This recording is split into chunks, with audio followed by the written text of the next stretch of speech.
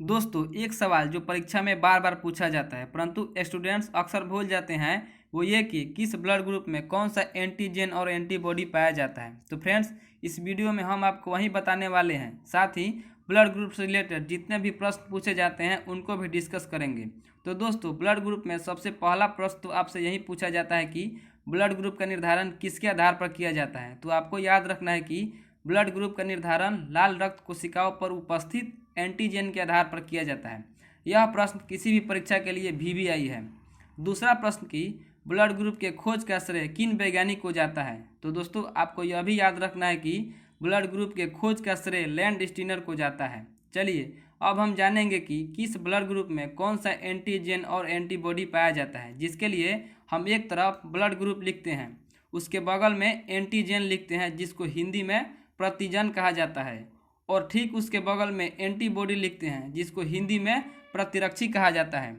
आपको शॉर्ट में हम बता दें कि एंटीबॉडी क्या है। तो दोस्तों, एंटीबॉडी कुछ और नहीं बल्कि प्लाज्मा में पाया जाने वाला एक प्रोटीन है जो उन बाहरी पदार्थों को पहचानते हैं जो शरीर को नुकसान पहुंचा सकते हैं। साथ ही ये एंटीबॉडी ही शरीर की प्रतिरक्षा प्रणाली को बाहरी कीटाणु से लड़ने के लिए अलर्ट करते हैं। दूसरी ओर एंटीजन लाल रक्त कोशिकाओं की सतह पर पाए जाने वाला प्रोटीन के अणु हैं जो ब्लड ग्रुप का निर्धारण करते हैं। चलिए, ब्लड ग्रुप ए जो है आपका, उसमें ए एंटीजन तथा बी एंटीबॉडी पाया जाता है। ब्लड ग्रुप बी जो है आपका, उसमें बी एंटीजन तथा ए एंटीबॉडी पाया जाता है, यानी ठीक ब्लड ग्रुप ए के अपोजिट। उसके बाद जो ब्लड ग्रुप ए बी है, उसमें ए और बी दोनों प्रकार के एंटीजन पाए जाते हैं, लेकिन किसी भी तरह का कोई एंटीबॉडी नहीं पाया जाता है। ब्लड ग्रुप ओ जो है आपका, उसमें किसी भी तरह का कोई एंटीजन नहीं पाया जाता है, लेकिन ए और बी दोनों प्रकार के एंटीबॉडी पाया जाता है।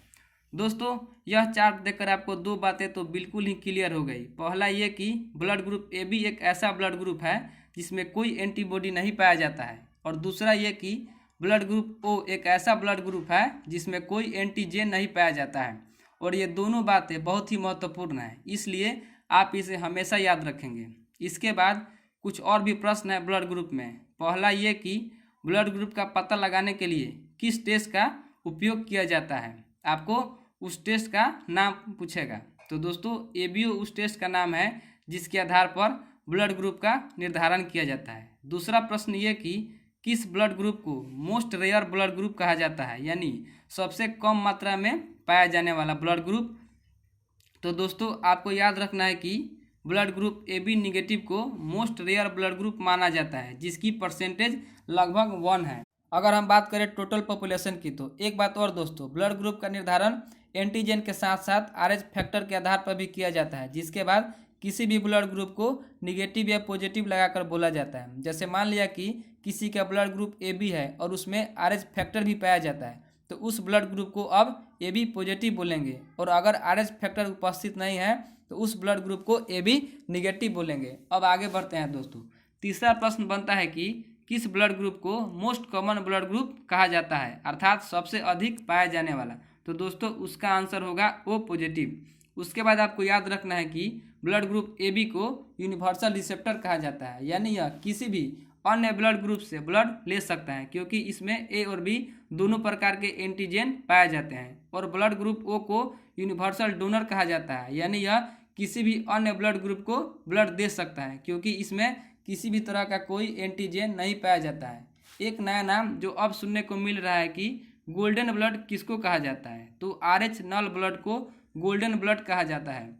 आरएच नल कहने का मतलब है कि वैसा ब्लड जिसमें किसी भी तरह का कोई आरएच एंटीजेंस नहीं पाया जाता है, और ऐसे लोगों की संख्या लगभग नगण्य है। दोस्तों, हाल ही में एक चीनी रिसर्च से पता चला है कि ए ब्लड ग्रुप वाले लोगों में अन्य ब्लड ग्रुप की तुलना में कोरोना वायरस का संक्रमण होने का खतरा अधिक होता है। अगर हम उन वैज्ञानिकों की माने तो ओ ब्लड ग्रुप वाले किसी भी अन्य रक्त समूह के लोगों की तुलना में वायरस के प्रति अधिक प्रतिरोधी होते हैं। तो दोस्तों, आज का आपका टॉपिक कुछ इस प्रकार से समाप्त हुआ। हम आशा करते हैं कि जो लोग भी इस वीडियो को पूरा देखा होगा उन्होंने ज़रूर कुछ सीखा होगा। तो दोस्तों, ऐसा ही कुछ सीखने और जानने के लिए इस वीडियो को कर दीजिए लाइक और शेयर, और जो दोस्त चैनल पर नए हैं वो कृपया चैनल को सब्सक्राइब कर हमें थोड़ा सपोर्ट भी कर दीजिए।